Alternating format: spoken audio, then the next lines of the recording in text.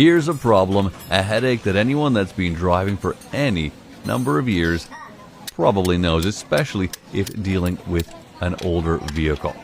When these problems present themselves, it always comes without warning. There's no squeaking or creaking to let you know it's time. Your car is fine, and then the motor suddenly stops with a clunk and won't restart.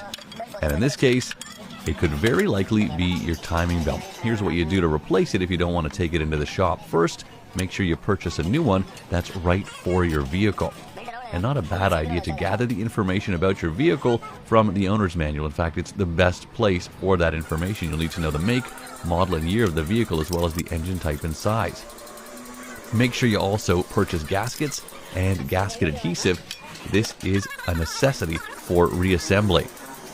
Then it's about the fitting. Disconnect the negative battery cable for safety's sake.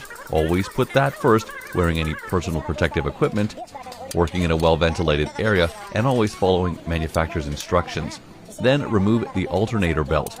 Depending on your model, you may need to remove the serpentine belt to get to the timing belt. Loosen the nuts, pushing the alternator if necessary to create slack on the belt and remove it. Then remove any accessories such as the power steering pump, alternator, and air conditioning compressor so you can access the timing belt cover. From there, you'll want to remove the distributor cap if your vehicle is equipped with one. You may need to pry apart the retaining clips to free the distributor cap, as well as remove any screws holding it in place. Then line up those timing marks. This is very important. Use a wrench or socket on the crankshaft bolt. Rotate the engine until the timing mark on the crankshaft pulley is aligned with the 0-degree mark on the timing scale. Determine if the harmonic balancer pulley needs to be removed to remove the timing belt cover. Often this can be the case. The cover saddles over the end of the crankshaft, and this pulley will not allow you to remove the cover without first removing it. So make sure to check. Then remove the bolts or screws holding the timing cover in place. Check for proper alignment of the crank and camshaft timing marks as well. Again, incredibly important. You also want to be checking for any signs of an oil leak along the actual belt and gears. Finally, loosening.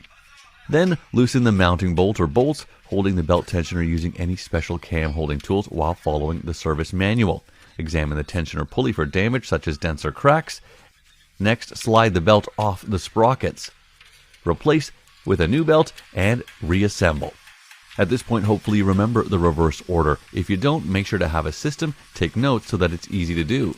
And remember to always put safety first. Only use those manufacturer recommended parts, chemicals, and more.